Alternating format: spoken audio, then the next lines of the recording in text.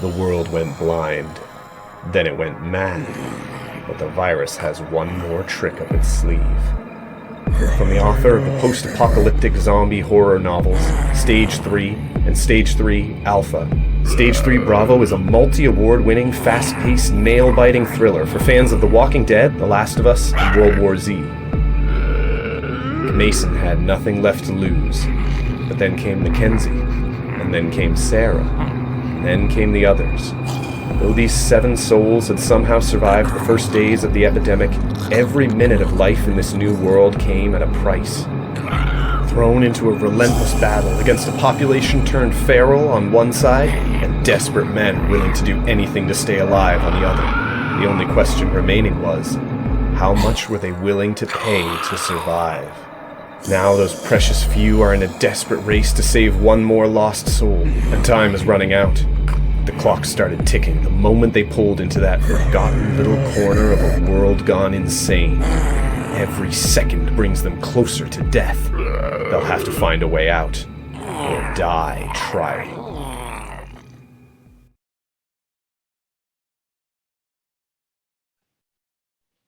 Hello, Ken, Master Horror Writer. How are you, sir? I'm very good, Terry. Thanks. Thank you for having me. No, Pleasure. Pleasure. Sorry it took some confusion on my part. You ever lived in Toronto? No, but I know how you got confused because everyone in Toronto thinks that they're at the center of the universe, so it's understandable. That's what it is, yeah. I've spoken to a couple of people who are based in Toronto, so I've got that time zone set in my mind. Although looking at a map, you're wider than, I don't know, the whole size of Europe, aren't you, from distance from Toronto to Vancouver? Oh yeah, I don't know how many miles exactly, but a few thousand anyway. Yeah. Several provinces between us. Okay. Before we start talking about your writing, Ken, can I just, I don't know, chat to you about what you do outside of writing? What are your hobbies? What you do for fun? Yeah, sure. As you can see behind me, I paint. Yep. That's my second joy. Okay. If it's summertime, I will be outside soaking up the sun, or hiking trails. There's endless trails around here. Yeah. Other than that, I write a lot. So I will sit at my computer all day long if I can and just pour my guts out. Yeah. It's a full time for you, Ken. Is this your occupation, your main income, writing? Yep. Yep. Full-time writer. Yep. Okay. How long have you been writing for? Is this since childhood? Have you always wanted to be a writer? Oh yeah. Since forever. Some of my earliest memories are of me sitting on the edge of my bed with a school notebook and a pen, just trying to scribble things down. I never really made anything, and what I did write wasn't any good. But I tried it. The desire was there.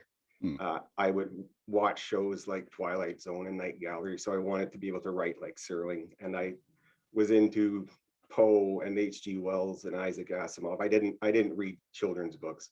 Yeah. So I wanted to write like those guys.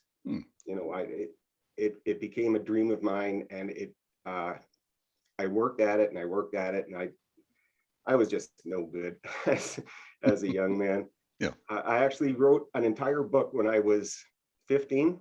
Really? And not knowing any better, I printed it out and I actually mailed it to all the big 5 publishers, and of course they all declined it. Oh, So it was depressing for a 15-year-old kid. So for the longest time, I kept writing, but I never submitted. I never showed it to anyone. It was always just for me. And flash forward a couple of decades, and the time came where I knew it was time to put up or shut up. So I sat down and started writing for real. And my first book was accepted by the first publisher I sent it to, and I haven't looked back. It's been a great ride. Oh, brilliant. I had a similar background. I tried writing from earlier. Embarrassing, I think, if I look back at the awful rubbish that I wrote. I think you have to have lived a bit of life, I think, don't you, to get that sort of experience, to get into the minds of different characters. I always say that, yeah. People keep saying that you have to read a lot in order to write, but I always say you have to read a lot, yes, but you also have to live. You have to experience life. Yeah. One scene I wrote in that book when I was 15 was a love scene. And what did I know about writing a love scene? So I was basically just stealing from other books and movies and whatever. Yeah. So yeah, the more you experience, the more you know, the more you live, Yeah. the more sincerely you can write. Hmm. You know, Your genre. Sorry, Ken. I was just going to say, I could write a decent scene about a woman giving birth, but having not had that experience, I could never do it justice. You know, someone who's been through that will be able to write it 1,000 times better than me. Yeah, I found that sort of, well, my craft of writing improved massively after I'd had kids. And also, this is going to sound morbid, but after a couple of sort of close deaths within the family, you sort of, I don't know, as you experience more, your maturity, your word power increases. And the fact that you've been through a massive range of emotions as well helps create that authenticity in the writing. Absolutely, yep. And if you go through the pain of, say, losing a loved one, you can transfer that pain onto other things you're writing about as well. It's not, it's not all specific to that scene. Yeah. I was going to ask you again, before we touch on the writing itself or your actual novels, what actually scares you? You're a horror writer. Do you get scared in the night? You wake up at 4 o'clock in the morning? I really don't. Someone asked me that before, what scares me? And really, nothing scares me. Well, I shouldn't say nothing, but I can be startled, but to be actually like on the verge of panic, just absolutely nothing will do it. I can imagine myself in situations that could frighten me. In real life, they probably wouldn't, but because I can imagine them, I can write about them. So at least I can portray that fear. Hopefully, give someone else nightmares. Do you think writing is sort of, to a certain extent, it exorcises fears or whatever sort of playing on your mind? By writing it out, you can sort of deal with it. Yeah, it's sort of a catharsis in so many ways. I had a dream where I can't even remember exactly what was going on, but I was in bed alone and it was dark and something touched my foot. That's really all I remembered. But the next day, I started writing a story about exactly that. It came out just recently, a short story called Dead Weight. And it didn't exercise the fear because I didn't really feel the fear, but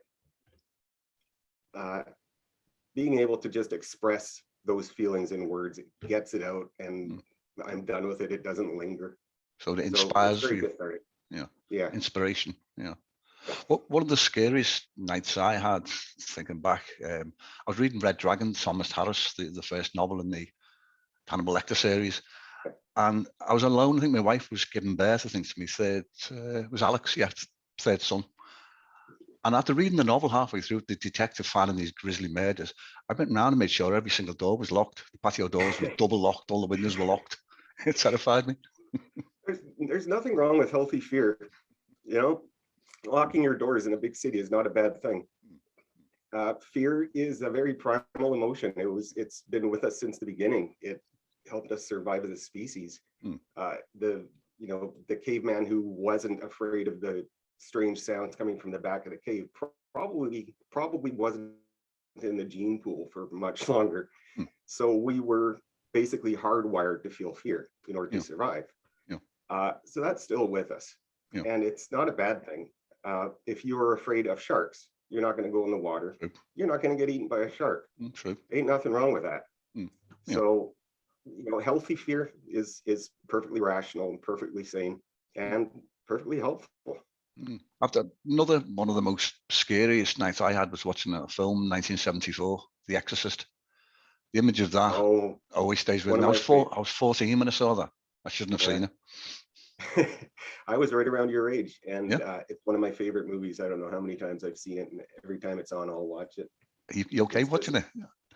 It's just so well done, and you think about if they could remake that today. I mean, there's no way. So it will always stand as one of my favorites. There was no CGI. It was all sort of, manual effects, like, making the room so icily cold, the actor's breath streaming out, a mechanical ramp thing underneath the bed to make it bounce up and down. Which caused endless pain from what I understand. Yeah, awful. Something to her back. Should we talk about your novels then? Sure, glad to.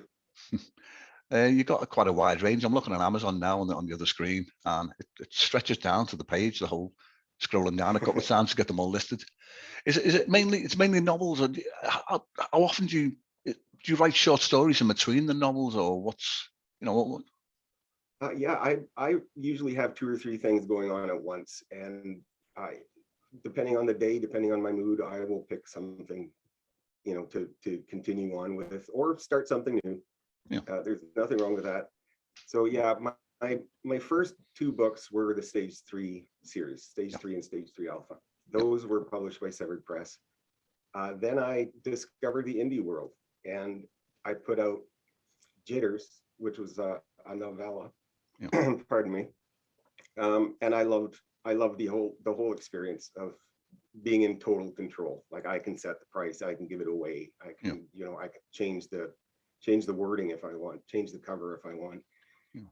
So I fell in love with indie.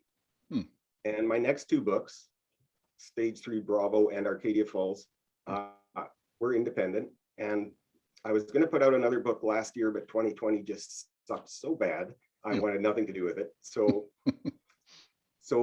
around the end of 2020, I knew I had another book I wanted to put out. I knew who I had to get to help me put it out.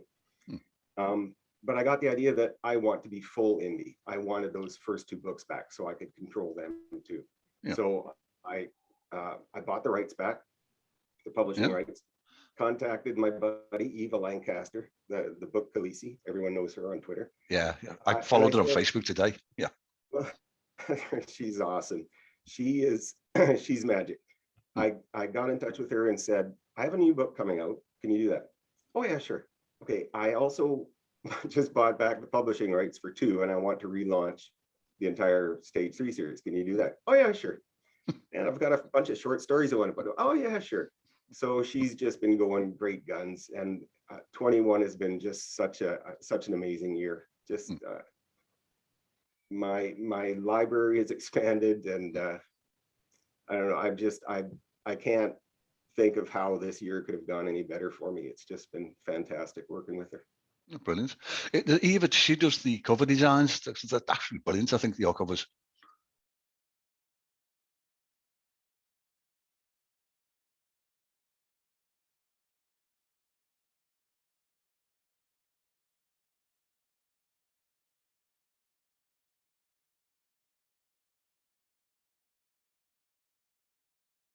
Original, everything. Typesetting, putting it into the Amazon format and stuff like that. Literally everything. She cover formatting. Her formatting is just gorgeous, by the way. But marketing, picking categories, fine tuning categories. Like, she's just always on it, always working. I'll get an email, every couple hours. I just did this. Okay, we just set up audiobooks.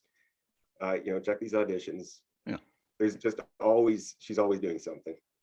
I was going to ask you about that. You've got paperback, Kindle, and now you're just moving into audio, or do you have audio available now? Stage 3 had an audio book out, but when I bought the rights back, of course, that contract ended. So we now have audiobooks of the entire 3 series. They're all up. Guided Game, my latest book, that is coming out shortly. I ventured into the narrating game. I narrated a short story that should be out soon. See what the audience thinks of my speaking voice. Did you have all the professional equipment? Audiobooks, some people just swear by them. So give the audience what they want. How did you find that, doing the narration? I tried it myself with my novel, but firstly, I found that my voice wasn't strong enough. And I've got that many different characters in my book, and I haven't got the range of the vocal things for the different regional accents. And plus, you need massively expensive equipment to get it right.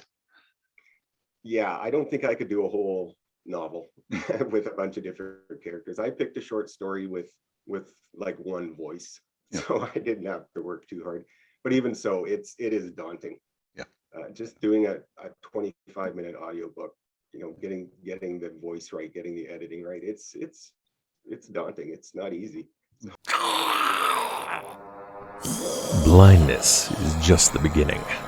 Once the virus strips away everything remotely human, all that's left is a mindless, savage predator. From multi-award-winning horror writer Ken Stark comes a pulse-pounding, post-apocalyptic zombie novel that will keep you pumped up until the very last page. For fans of World War Z, The Last of Us, and The Walking Dead. What are your favourite zombie films? Is it the George Romero, the Dawn of the Dead series? Yeah, the old stuff, the George Romero, Night of the Living Dead. What was that Vincent Price, The Last Man on Earth? I think that's what it was called. Oh, don't know. I'm not familiar with that. It was Will Smith did. Oh yeah, did the remake. Yeah. What was it? I'm thinking of Charlton Heston, a film, a zombie-ish film. Yeah, the Omega Man was the first remake of Last Man on Earth, and then Will Smith did it again. Yeah. I remember his Alsatian dog running around with him in that film. I don't know why that image just stays with me. Yeah, and sadly the dog died, which you're never supposed to do in a movie. Yeah, true. Spoiler alert for anyone who hasn't watched it. The dog's fine. He's on a farm. Yeah. I suppose Game of Thrones as well. That element of zombieism. These White Walkers. And apparently I read some of George Martin. He wrote that back in the 70s. Before the genre sort of expanded. I wonder if he based them on zombies or the zombie elements. The undead, aren't they? I suppose they want to. Actually, don't eat the living. I think they just touch them and then make them become one of their group. Yeah, that's I'd like to know where he got that. That's interesting. I never even thought of that. Yeah. We mentioned on the films. What other writers have influenced you? You mentioned H.G. Wells. H.G. Wells, Asimov. Clarke, Asimov, Poe, Jules Verne. Really the classics. At least when I was growing up, and then once I hit my teen years, there's Stephen King. So of course. I fell in love with his stuff. Yeah. Because he did something different. My idea of horror at the time is you have to go to a castle in Eastern Europe, or you have to go to an underground cavern or something like that. Yeah. What King did is he brought the horror home. He just had mom and dad and the kids, and suddenly, holy crap, there's something going on, and they have to deal with it. Yeah. And he wasn't the first, but he was the first I had read. So it was a huge influence that, I don't have to do some convoluted story. I can just have someone sit home and this thing happens. Yeah. So very influential. Yeah. I read I think it was James Herbert. I think he got me into the horror. His early novels in the 70s, early 80s, Rats and other novels. But Stephen King, I'm just thinking that film Salem's Lot, the television, or the long series. Horrible image in that with the vampires, hovering above the kid's bedroom window, tapping on the window. So I might have a nightmare tonight. It was the classic non-sparkly Nosferatu vampire, which was very cool. Yeah. James Mason was brilliant in that as well, I thought, face to face with the master. Scary. Yeah. What's your favorite Stephen King? Wow. It's got to be The Shining. Yeah. Also one of my top 3 movies. The Shining was absolutely a spectacular book, but then once Kubrick got involved, it made it into a masterpiece. Yeah. So definitely The Shining. Yeah, Salem's Lot is pretty high up there too. Yeah. I think my favorite, of the films, I think the Shining by far the best. But I like the Stand. These post-apocalyptical, where this illness has wiped out most of mankind. They've got these warring factions up against each other. Yeah. But you have to read the whole long version to get the whole story. It'll take you a while. It's like 800 pages of apocalypse. But that was an awesome book. Yeah. Now, you haven't by chance read this book, Stephen King, on writing? I've spoken to a few writers who've said that inspired them, that sort of helped them give that little final nudge to get the words on paper.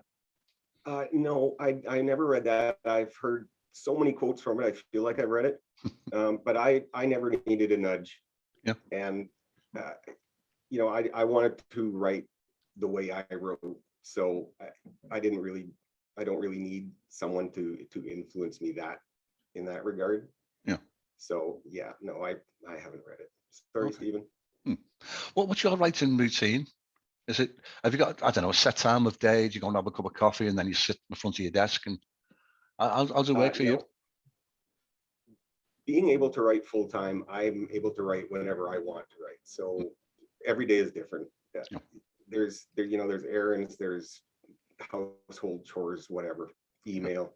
But then once the day is quieted down, I will start, and oftentimes won't stop until the sun's gone down and I'm sitting in my chair yawning. So really anything goes whenever I feel like it. And whenever I feel like stopping, I stop. So I'm pretty easy on myself. You don't have a certain word count that you plan in your head to achieve each day? No, if I can do a couple thousand a day, then I'm happy. But if I do 500 and they're good, then I'm just as happy. Okay. Have you ever tried any other writing format? For instance, turning your novels into screenplays? You had a look at that?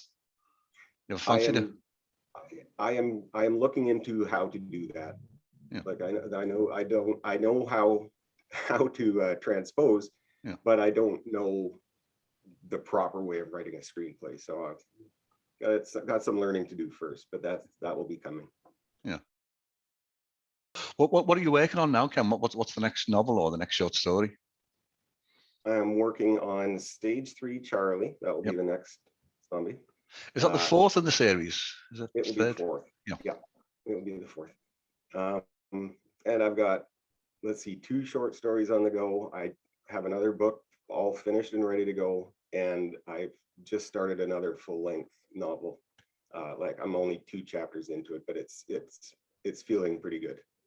I don't know. You could do that. There's so many different things on the go all the time. It's like spinning plates, isn't it? I suppose. Yeah, it's interesting. When I was doing one at a time, like I finished the first one, they bought it. Obviously, I'm going to do a second one. So that's where I concentrated everything. And I would go to bed at night thinking of it. I would wake up in the morning thinking about it. It stayed with me all day long. Yeah. Now, my mind sort of goes from one to another, and my priorities change and my perspective change. So I like having a few things on the go now, just so I can, depending on how I feel, depending on my mood, I could just jump into this and have a blast. And okay, I've had enough of that for now. Let's go do this, more serious thing. So it's I like it that way. It works for me. What's your approach? Do you have like a bullet points for each chapter? Do you have the plot sort of identified in your head, or does it come along with inspiration as you're writing, as the characters are developing?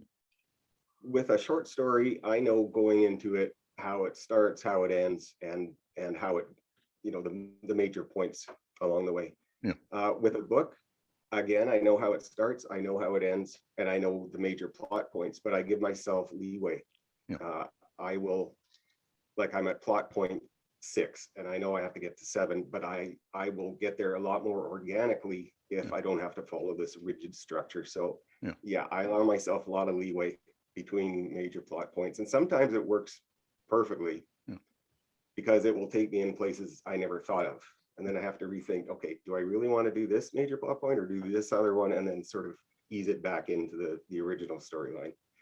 And it also allows characters to rebel. I try to get a character to do this or say this, and they're like, nope. I'm not gonna. So it is very, very fun. I had that a character. I had one scene where this lady's supposed to come into a bedroom at a certain point. I was typing away, and basically she walked in to the bedroom. I was like, "Well, where have you come from? Get out!" And I couldn't get out of the scene. But it was really like something had taken over. But I think that you're in that sweet spot then, aren't you, when you're writing? I think when the characters do these things. Oh yeah, that's magic. If you created a character that speaks up for themselves and says, "No, I'm not doing that," then you've done your job. You've done them good. So well done. Have you ever told that to anyone who's not who's not into writing, doesn't know anything about it, I think they look at you as though you've got a bit insane.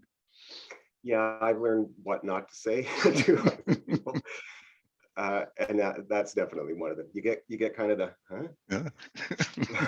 They're moving away from you. Yeah. Yeah. But really, horror writers are some of the nicest people you'll ever meet.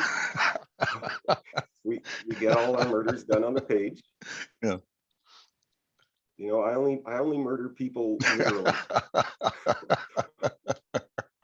You've got a massive following on Twitter, haven't you? Does that help with the promotion? It must do, mustn't it?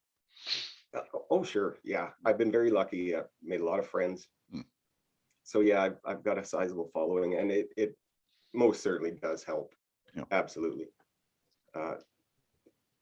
So I'm on there, you know, a couple hours a day, sharing my friends' stuff, and some of them will share mine. And how could that be a bad thing? Yeah, It's true. win-win all the way around. Yeah. Do you use Instagram at all? I know I've seen you got a Facebook profile on. I had an Instagram account. I had a few dozen pictures, a few hundred followers, and a couple weeks later, it got deleted. And I went back on. Yeah, it's just auto deleted. I went back on. I tried to log in. No, your email address is not on file. So I looked for the old Instagram account, and it said, you know, sign in with your email. Yeah. And if, again, it would say it's not, you know, it's not on file. So I opened a new account with a new email, and they said, you can't do that. Your email is already on file. So I completely gave up. You can't contact anyone. You can't get help. So I figured that was an omen. Yeah. Well, Ken, our time's up. I've really enjoyed chatting to you, and I'm sorry for my mix up again with the time zones and stuff, but we got it right. Oh, not at all. And I had a good time. Let's do it again sometime. You pondered my question. I was going to say, can we chat again sometime in the future? Absolutely, anytime. Brilliant. Well, again, really, thank you very much for your time, and it's been great chatting to you, Ken. Well, thank you, Terry. Okay, you take care now. Thank you. You too. Take care.